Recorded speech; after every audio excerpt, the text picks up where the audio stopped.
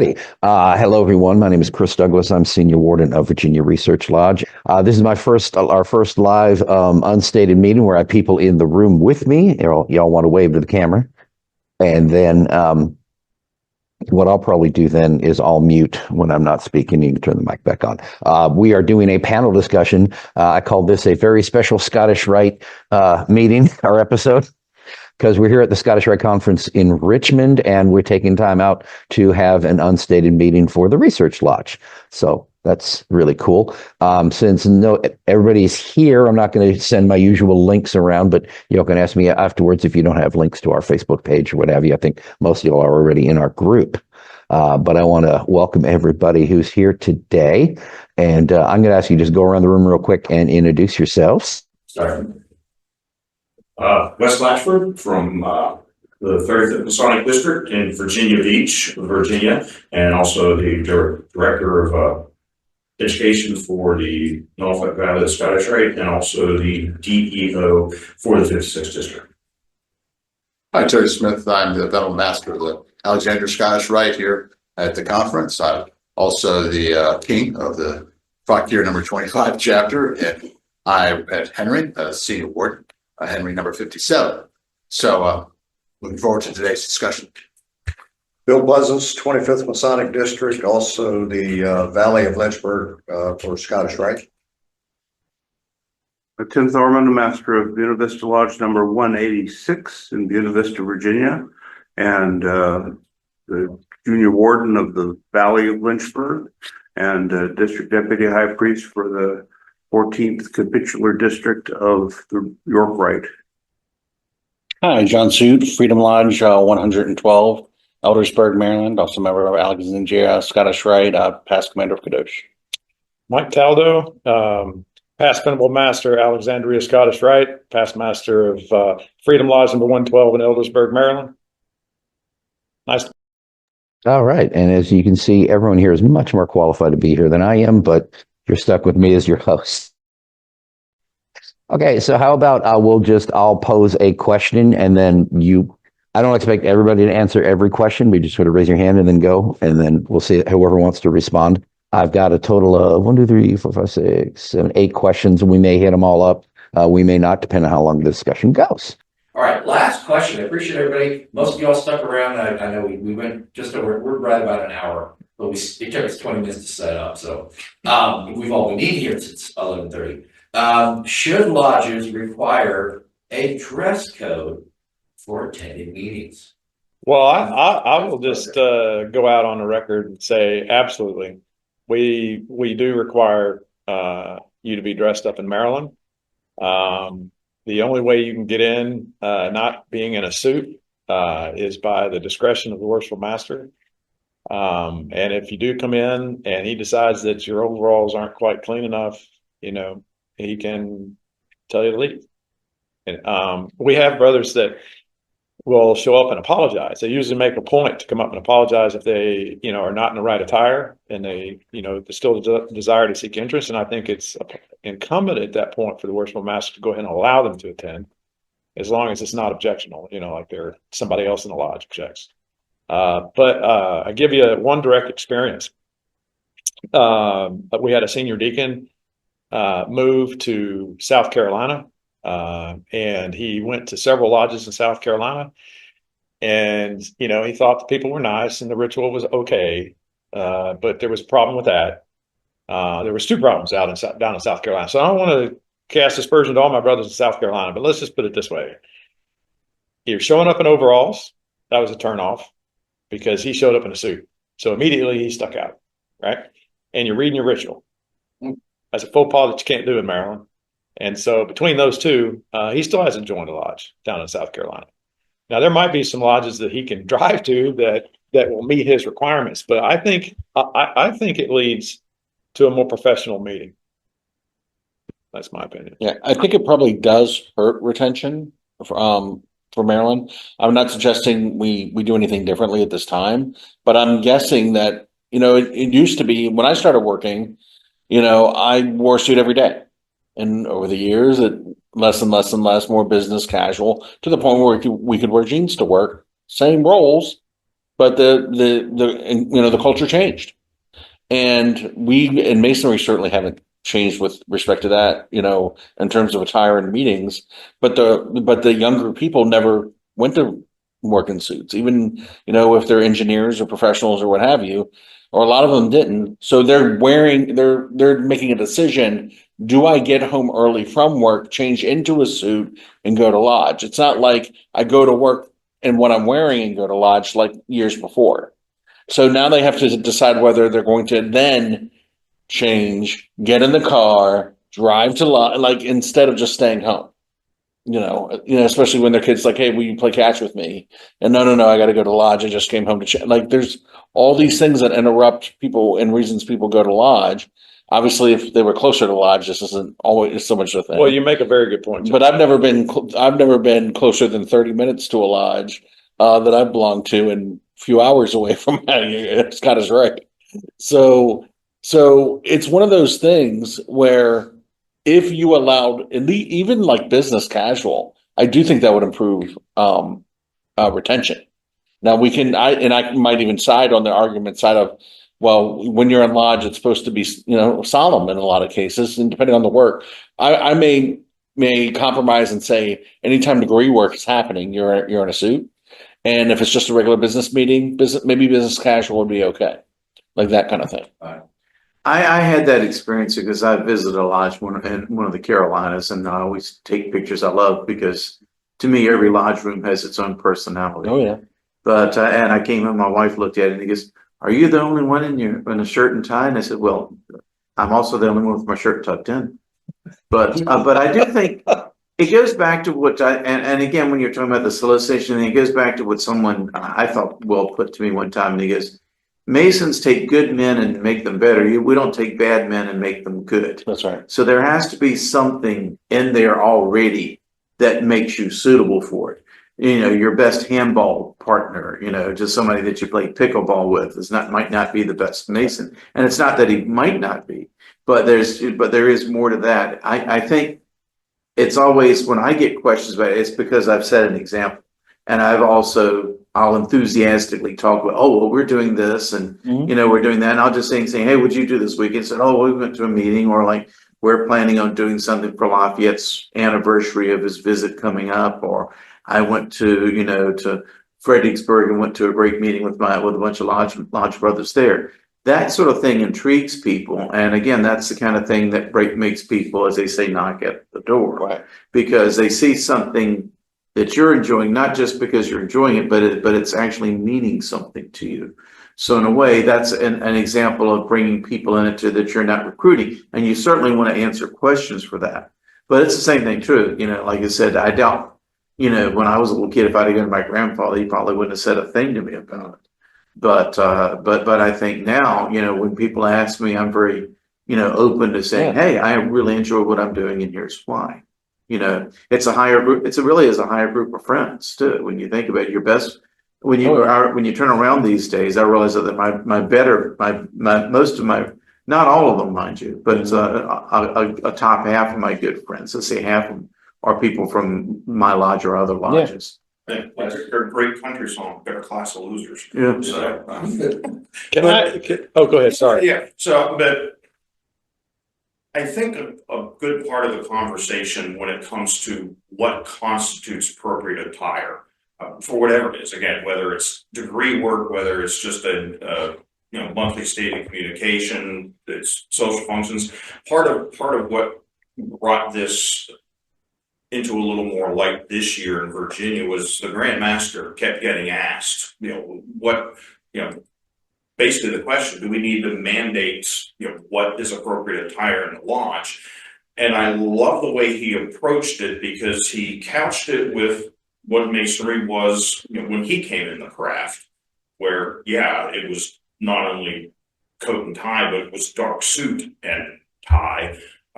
But then he basically went, and rather than trying to relay what could be considered appropriate attire, he went directly to what is never appropriate attire, right? And so he went through the, shorts, flip-flops, jeans, because when you say business casual to some folks, that Oh, sure.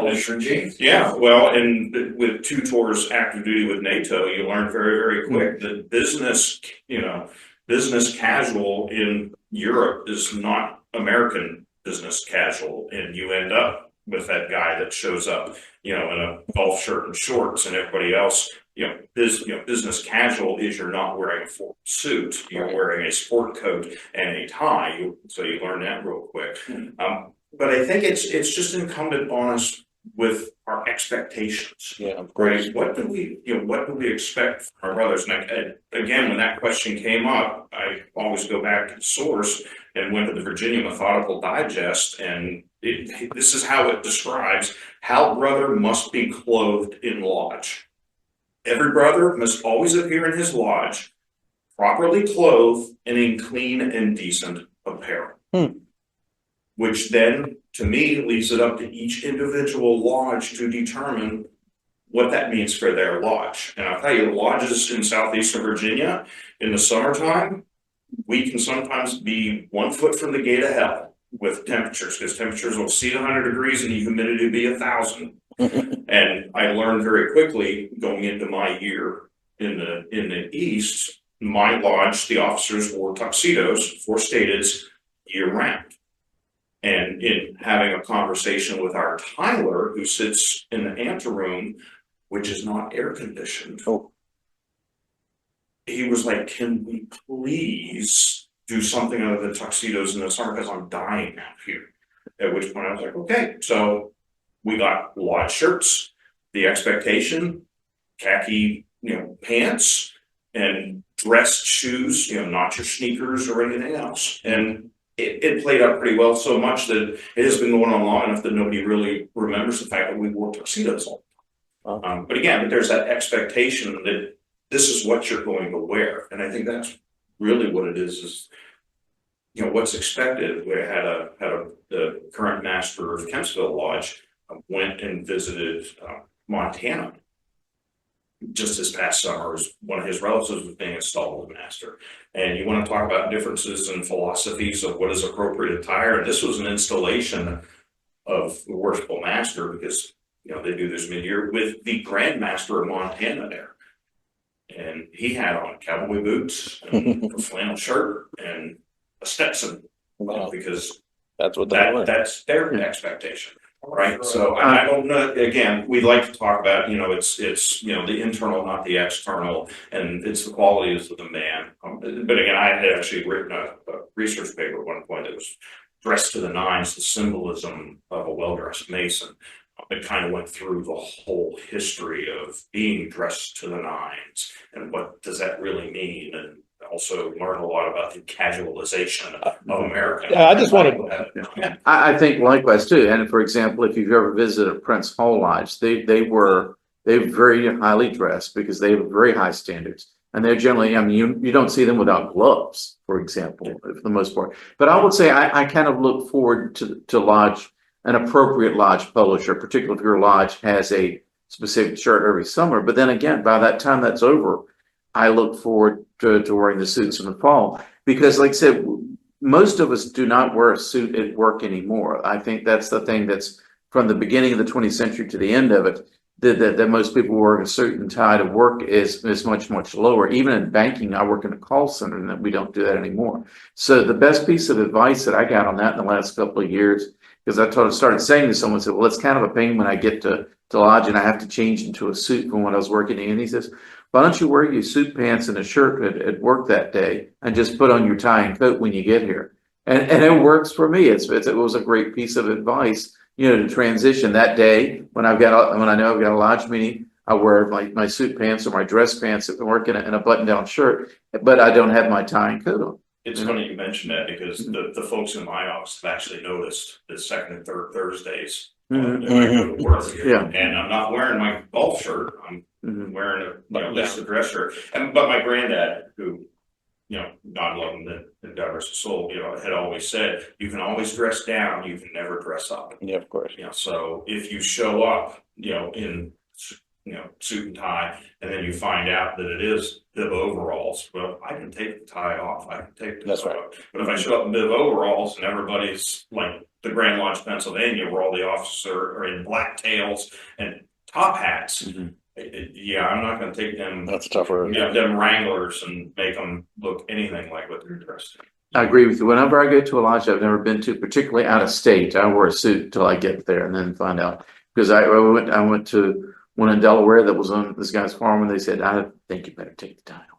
You know, Like, yeah, Well, I was just going to say that all of that, everything you say is true, and I think it can make it makes a valid point for maybe having some flexibility in what you can wear, but I can tell you, as someone who has had to wear a tuxedo for so many years, that we went out of our way to have days where, you know, we would get special dispensation from the Grand Master to do business casual, right?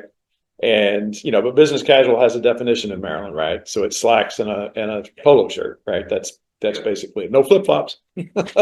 So, but I think it still distinguishes you as Masons, and it sets you apart. And I think it makes, you know, at first I was with the same generation, right? You know, for a long time I wore a suit, and then at about the same time as we all suggest, you know, the suits went away and it became business casual, and then that business casual became a little less casual than business, right? And so, yeah, I don't get dressed up as much as I used to, but when I get ready for lodge, I'm getting dressed up and I feel good about it. And I think people do feel good about getting dressed up. here's food for thought to close out this question. Because this idea occurred to me, especially in the summertime, right? And you want uniformity for a degree, not especially. yes. So if you're doing a degree, everybody can show up, polo shirt and khakis, dress shoes. Think about the Scottish Rite has the standard black robes, and black robes are used for our costumes. A lodge picks up a dozen or so black robes, and every member puts on a black robe, puts on their apron and jewel outside of it, and they got their polo shirt and khakis underneath, and you confer the degree, and all the officers are uniform because they're all in black robes. Is that a viable option for a lodge to consider? That way there's uniformity, and you're not forcing everybody to have a suit, but it still impresses on the camera. There are bodies that do exactly that. There are also a lot of movies that demonstrate Freemasonry looking like that, which I don't know that we necessarily. That's what I was thinking. Encourage the view. Cows. No cows. I want to say, if you're watching this online, please like and subscribe. This has been a unique experience. I will try and do this again in the future. I thought it was a lot of fun. It is an adjustment for me as the host to be trying to pay attention to y'all sitting here with me. And fortunately, we only had Brian for a few minutes. We didn't have a whole bunch of other attendees. I want to do this more often. I'm going to give every one of you a chance to any final words before we close out. Start with Wes. No, me first. Think about your Freemasonry. Don't just attend lodge. Increase your expectations of what you want to get from the craft, because that in turn will help hopefully increase the expectations of the lodge and what they are to provide to you in return. Again, lead by example. Let people see what you like in Freemasonry. Don't tell them. Let them see, and that creates the question. That's a good point. Yeah, I would say Freemasonry isn't for everyone, but if you feel compelled, you know, knock on the lodge door and find out when they're going to meet, and give the lodge secretary a call and see if you can just come out to dinner or with the members or something. I just want to stick on a theme that I think is critical. You need to be visible, and you need to advertise the craft. Wear the hats, wear the shirts, wear the rings, make it known. Our next unstated meeting will be October 19th. We have Masonic Family Day next week up here in Richmond, and then Civil War after that. So October 19th will be Chad Kopensky, who has been a frequent speaker here, and he will be giving a talk. And I'm looking forward to that. So I thank all of my panelists for being here today. This was great. I think we talked about a lot of good stuff. I'm looking forward to putting this out on the web, and hopefully we'll get a lot of people get this out there and people watching, encourage discussion. But Great. thank you all for coming. Thank you.